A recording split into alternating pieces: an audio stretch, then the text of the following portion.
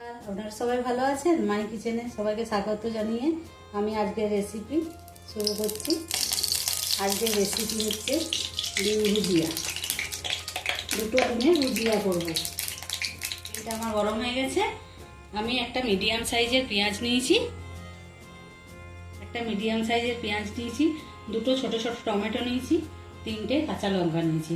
আমি দুটো ডিমের ভুজিয়া করব। একটু বেশি করে পেঁয়াজ আর টমেটো দিলে খেতে টেস্ট হয়, সেই জন্য দিয়েছি। একসাথেই ভেজে নেব।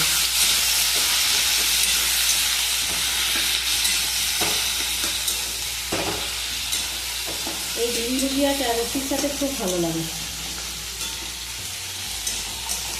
বেশি কিছু লাগে না, লাস্টে একটু ধনে পাতা দিয়ে দিলেই হয়। এটা ভালো করে লাল লাল করে আগে ভেজে নেব, তারপর দুটো ডিম দেবো। দেখুন আমার অনেকটা ভাজা ভাজা হয়ে এসছে। এই বেশি আমি আর ভাজবো না।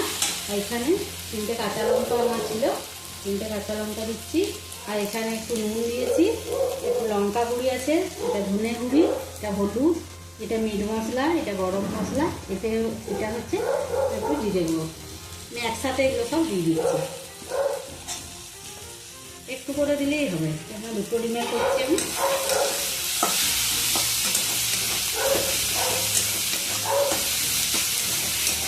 এগুলো 2 মিনিটের মতো একটু ভেজে নিতে হবে মশলাটা দিয়ে, তারপর ডিমটা ফাটিয়ে আমি দিচ্ছি।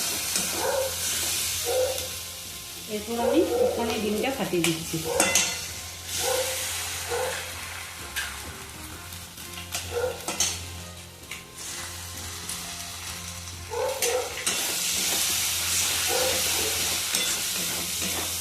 এরপর এটা শুকনো শুকনো করে ভাজা ভাজা করে নিতে হবে।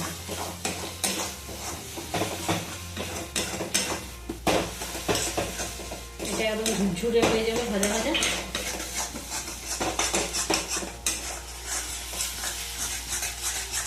নামাবার সময় একটু ধনে পাতা দিয়ে দেবো। এটা দিয়ে 4টে রুটি অনায়াসেই খাওয়া যাবে।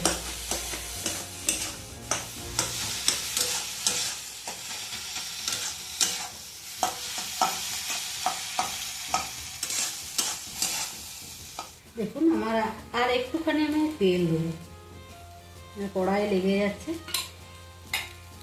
একটু ভাজা ভাজা হবে তো। ডিমের রেসিপি অনেকই আমি ছাড়বো একে একে। এরপর একদিন ছাড়বো, আপনাদেরকে দেখাবো ডিমের কোরমা দেখাবো।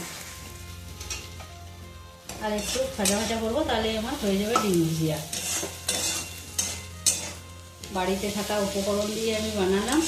একবার আপনারা বানিয়ে দেখবেন, খুব ভালো লাগে, খুব টেস্টি। আমি এরপর ধনে পাতাটা দেবো। ধনে পাতাটা দিয়ে দিলাম। মিট মশলা গরম মশলা একটু করে দেবেন, দেখবেন খুব সুন্দর লাগে খেতে।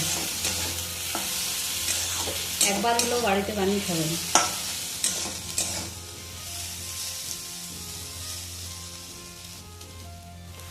আমার ডিম ভাজা কমপ্লিট হয়ে গেছে, ডিমের ভুজিয়া। আমি একটু বাটার দিচ্ছি, কেননা ছেলে আমার খেতে ভালোবাসে, সেই জন্য দিলাম। আপনারা চাইলে দিতে পারেন, না চাইলে না দিলেও কিন্তু এটা টেস্টের খামতি হবে না। টেস্টের কোনো ব্যাপার না, ছেলে পছন্দ করে তাই দিলাম। ঠিক আছে।